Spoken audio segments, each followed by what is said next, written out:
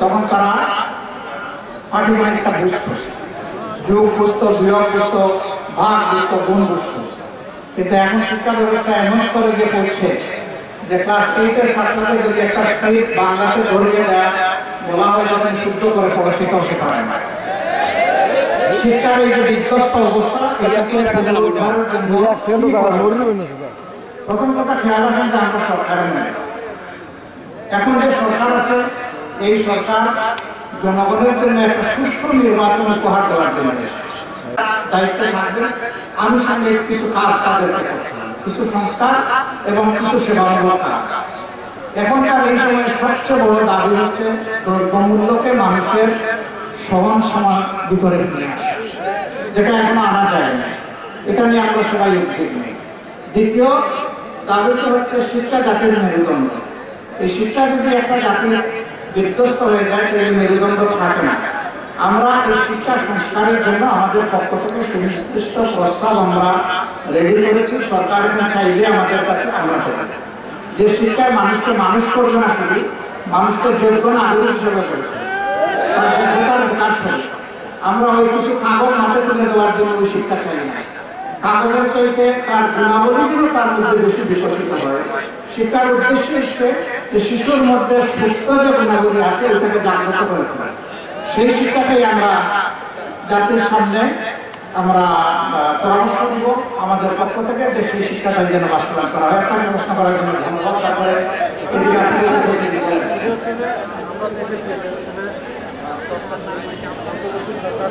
রাফিন ভাই, যমুনাটা ওই দিক দেন তো, সাউন্ড হয়েছে কম, সাউন্ড কম হয়েছে। হ্যাঁ দেন। হ্যাঁ, বিএনপি কিন্তু এই ব্যাপারে একটু তাড়াহুড়া সেক্ষেত্রে বিএনপির সাথে জামাতের কোনো মতনৈক্য আছে কিনা, এবং এই বিষয়টা আপনি আরেকবার আপনি ক্লিয়ার করবেন যে নির্বাচন এবং সংস্কার ইস্যুতে স্পেসিফিকভাবে জামাতের নির্দিষ্ট অবস্থানটা জানতে অবস্থান জানতে চাইছেন। আপনারা সাংবাদিক হিসেবে ইতিমধ্যে জেনেছেন যে আমরা 41 দফা সংস্কার প্রস্তাব তৈরি করেছি, কিন্তু সবগুলো এই সরকারের জন্য মাত্র 10 দফা। এই সরকার এই 10 দফা সংস্কার যদি সাধন করে, তাহলে একটা সুষ্ঠু নির্বাচন আমরা বিশ্বাস করি করার কথা। এই জন্য আমরা প্রত্যেকেই বলে এসেছি সরকারকে আমরা যৌক্তিক সময় দিতে চাই।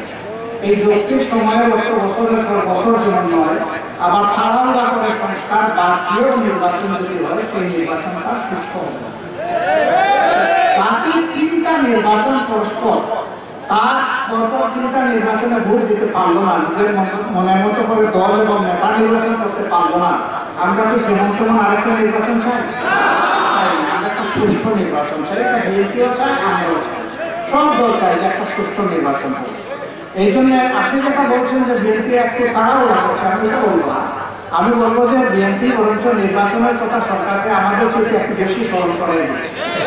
আমরা যতটুকু মনে করি আমরা যতটুকু দিচ্ছি, বিএনপি যতটুকু ভালো মনে করে তারা দিচ্ছে। এই বিষয়ে আমাদের মধ্যে কোনো মতামত নেই। আমরা সবাই সুষ্ঠু নির্বাচন চাই। বিএনপি প্রথম থেকে একটা কথা বলে ফেলেছিল যে এতদিনের ভিতরে নির্বাচন চাই, বলে কিন্তু আমার হয়েছে। তারাও বলেছেন যে না, সুষ্ঠু সময় দিতে চাই। আমরা এই যোগ্য যারা উপদেষ্টা পরিষদ আছেন তাদের উপরে আস্থা রাখতে চাই এইভাবে যে তারা জনগণের সেন্টিমেন্ট বুঝবেন। জনগণ কিন্তু একটা সুষ্ঠু নির্বাচনের জন্য মুখী আছে। অতএব এইটা নিয়ে কোনো ধরনের দীর্ঘসূত্রতা জনগণের কাম্য নয়। যৌক্তিক সময় তারা তাদেরকে এটা দিতে হবে এবং এই দাবি আমাদের। আশা করি এর মাধ্যমে সব ভুল দূর হয়ে যাবে। এছাড়া অন্যান্য দলরা সবাই এই তত্ত্বাবধায়ক সরকারের সঙ্গে একাধিকবার বসছে, আলোচনা করছেন বিভিন্ন ইস্যু। আর সরকারের কাছে বিরোধী দলগুলোর রোড ম্যাপ চাচ্ছে নির্বাচনে। এটা কতদিন নাগাদ এই রোড ম্যাপ হতে পারে আপনার কাছে, আপনার জামাতে ইসলামের পক্ষ থেকে? আমরা প্রথম বৈঠকে যখন বসি তখন এই সমস্ত বিষয়ে আলোচনা আসে।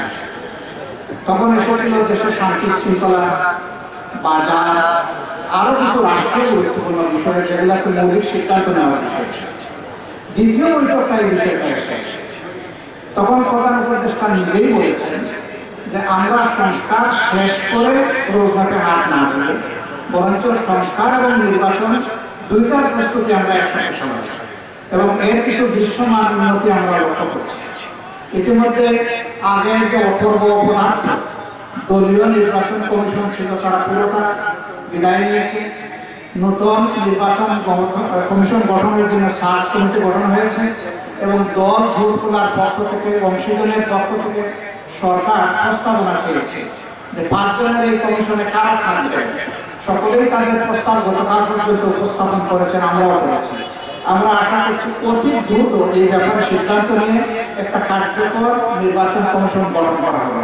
এরপরে তাদের প্রধান কাজ হবে গত 15 বছর নির্বাচনকে তামসার বস্তুতে পরিণত করার কারণে যারা নতুনভাবে ভোটের বয়স হওয়া সত্ত্বেও তারা ভোটার হননি, এখন সেই ভোটার তালিকা হালনাগাদ করতে হবে। এই তরুণ যুব সমাজ যারা বুকের রক্ত দিয়ে আমাদেরকে নতুন স্বাধীনতা এনে দিয়েছে, তাদেরকে সম্মান করার প্রথম পদক্ষেপ হবে তাদেরকে অবশ্যই কেউ যেন বাদ না দেয়, তাদের সকলকে এই ভোটার তালিকা হালনাগাদ করার পরে নির্বাচন কমিশনকে ভোটের শিডিউল ঘোষণা করতে হবে। হালনাগাদ করার জন্য দীর্ঘ সময় নেওয়া হবে।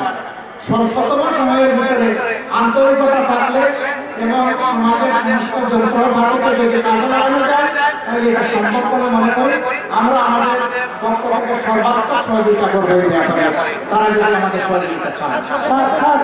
একটা প্রশ্ন ছিল স্যার, আমি নাগরিকতা সংগ্রামের ক্ষেত্রে দেখি যে বিগত 15 বছর আমরা দেখেছি সৈয়দপুর রেলওয়ে কারখানাকে কেন্দ্র করে গভর্নমেন্ট বিভিন্ন সময় যন্ত্রপাতি আমদানি করেছে, অথচ সেইখানে একটা শর্ত আছে যেখানে যন্ত্রপাতি তৈরি করা যায়, উৎপাদন করা যায়, সেক্ষেত্রে উৎপাদন হলে স্যার সরকার অনেক টাকা খরচ বেঁচে যায়। বাংলাদেশের সর্ববৃহৎ রেলওয়ে কারখানা এবং এটা বাংলাদেশ আমলের সৃষ্টি নয়, এটা পাকিস্তান আমল থেকে চলে আসে। ঐতিহ্যগতভাবে তারা দক্ষ পরিশ্রম, দেশকে তারা অনেক কিছু দিয়েছেন, রেলওয়েকে তারা অনেক কিছু দিয়েছেন। তারা সক্ষমতা হারিয়ে ফেলেন, তাদের পূর্ণ সক্ষমতা আছে কিন্তু সেই সক্ষমতাকে সম্মান করা হচ্ছে না এবং কাজে লাগানো হচ্ছে না। কেন হবে ভাই? আমার যদি পেট মোটা করতে হবে আপনার এখানে উৎপাদন করলে কেমনে হবে বলুন তো? আমার যে এসিতে 4 টাইমস দাম দিয়ে আনতে হবে বিদেশ থেকে, এটাই তো দুর্নীতি। দুর্নীতির সকল লুফলস বা ছিদ্রপথ আমরা বন্ধ করার জন্য আর কেউ করুক না করুক লড়াই আমরা চালিয়ে যাবো ইনশাআল্লাহ।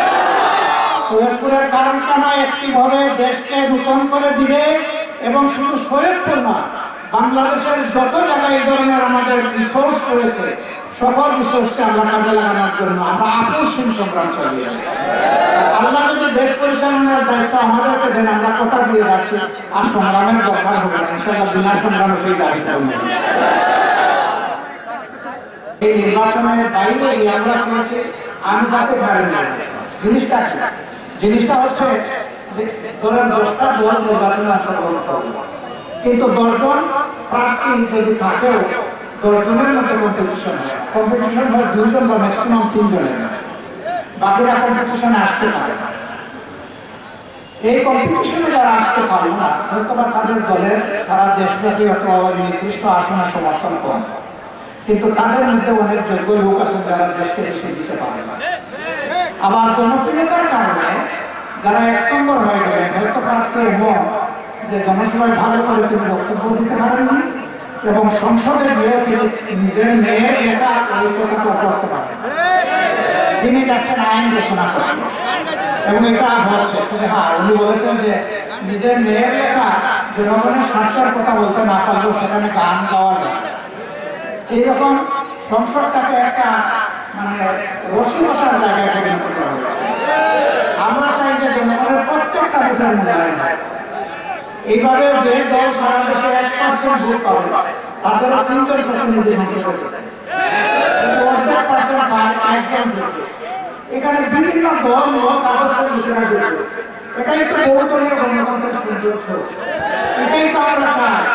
আমরা একটা কোয়ালিটি প্রোগ্রাম চাই, তখন সকল দল কোয়ালিটি নেতাদের একটা তালিকা দিয়ে জনগণের সামনে তখন এটা প্রচার করবে।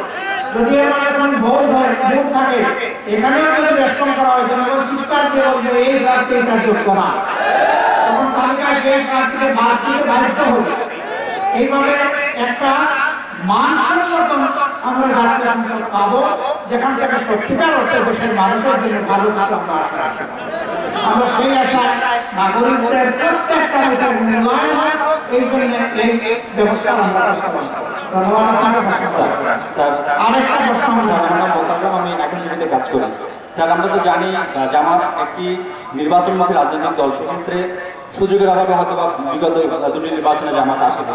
আগামী নির্বাচনে যদি সংখ্যানুপাতিক হারে না হয়, সেক্ষেত্রে জামাতের নেতৃত্বে দেশের একটা বড় জনগোষ্ঠী মনে করে যে রাজনৈতিক জোট যদি হয়, ডানপন্থী বা ইসলামপন্থী যারা রাজনীতিতে বিশ্বাসী, তাহলে একটা বড় শক্তি হিসেবে আবির্ভূত হবে। সেক্ষেত্রে এই নির্বাচনে জামাত ডানপন্থী বা ইসলামপন্থী দলগুলোকে ঐক্যের আহ্বান জানাবে কিনা, কিংবা যদি না জানা সেক্ষেত্রে ছোট ছোট দলগুলো যদি ঐক্যের জন্য আসে, সেক্ষেত্রে জামাত তাদেরকে স্বাগত জানাবে কিনা?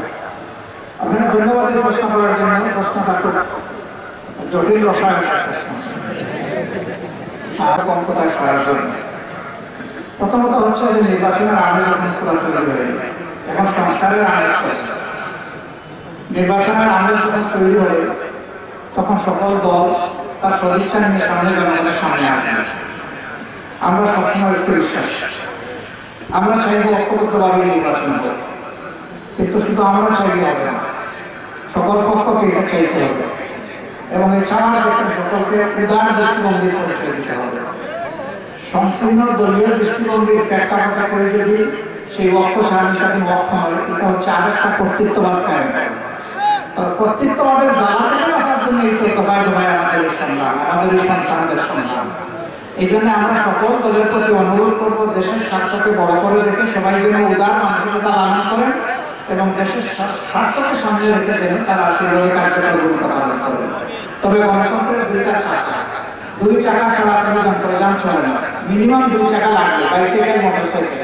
বাকিগুলোতে কোনোটায় 3টা, কোনোটায় একেবারে সর্বোচ্চ 22টা টায়ার পর্যন্ত থাকে। আমি সেখানে যাচ্ছি না, আমি বলতেছি মিনিমাম 2 চাকা লাগবে। একটা হচ্ছে সরকারি দল আর একটা বিরোধী দল। একেবারে পরিপূর্ণ সরকারি দল ছাড়া দেশ চলে না, বিরোধী দল ছাড়া সরকার চলে না।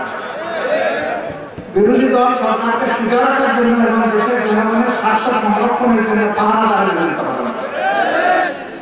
কেউ যাবে সরকারের দলে, কেউ যাবে বিরোধী দলে, কিন্তু সেখানে রেশারেশি এবং হিংসার পরিবেশ থাকবে না, তাকে দায়িত্বশীলতার কথা। সরকারি দল হলে দায়িত্বপূর্ণ, বিরোধী দল হলে দায়িত্বপূর্ণ। এই দৃষ্টিভঙ্গিগুলো আমরা বিবেচনায় নেব। আমরা বিভিন্ন দলের অতীত কার্যক্রম বিবেচনায় নেব, বর্তমান কার্যক্রম বিবেচনায় নেব, ভবিষ্যৎ দৃষ্টিভঙ্গি বিবেচনায় নেব। যে জায়গাটায় জনগণকে আমরা নিরাপদ মনে করবো তাদের সাথে আমাদের ঐক্য হবে ইনশাআল্লাহ। আমরা একটা জনস্বার্থ সমাজকে আমরা আমাদের দলের স্বার্থ দেখবো। আপনি এখন প্রশ্ন করেছিলেন কি করতে পারেন না? কাজল আছে স্যার, আমার হচ্ছে যে অন্তর্বর্তীকালীন সরকারকে আসলে জামাত কি মনে করেন সংবিধান সংস্কারের যে তারা হাতে দিয়েছে, সেটা আসলে জামাত মনে করে সংবিধান সংস্কার করা প্রয়োজন? আর যদি প্রয়োজন থাকেও, তাহলে কি কি অংশটুকু তাদের প্রয়োজন করা দরকার বা সংস্কার করা দরকার বলে আপনি মনে করেন? এটা বিশাল ব্যাপার। আমাদের অনেক বড় একটা প্রস্তাবনা আছে। বর্তমান সংবিধানে এমন কিছু আইন কানুন আছে যেটা জনস্বার্থে নয়, বরঞ্চ সরকারের স্বার্থে। আমরা এই সব জায়গাগুলোকেই আমরা মুছে একদম সাদা বানাই ফেলতে চাই। সেই জায়গাগুলোকে ভালো আইন দিয়ে রিপ্লেস হোক, প্রতিস্থাপন হোক, সেটা আমরা চাই। এক কথায় এটা বলা বড় কঠিন। এই সংস্কার প্রস্তাব আমরা রেডি করে রেখেছি, তাদের সাথে আমাদের কথা হয়েছে। আনুষ্ঠানিকভাবে যখন তারা প্রস্তাব আমাদের কাছে চাইবে, তখন আমরা তাদেরকে প্রস্তাব দিয়ে সহযোগিতা করবো ইনশাআল্লাহ। এবং প্রস্তাব শুধু আমরা, এই সংস্কার সবাই চাই, আমরাও চাই। আপনাদেরকে ধন্যবাদ।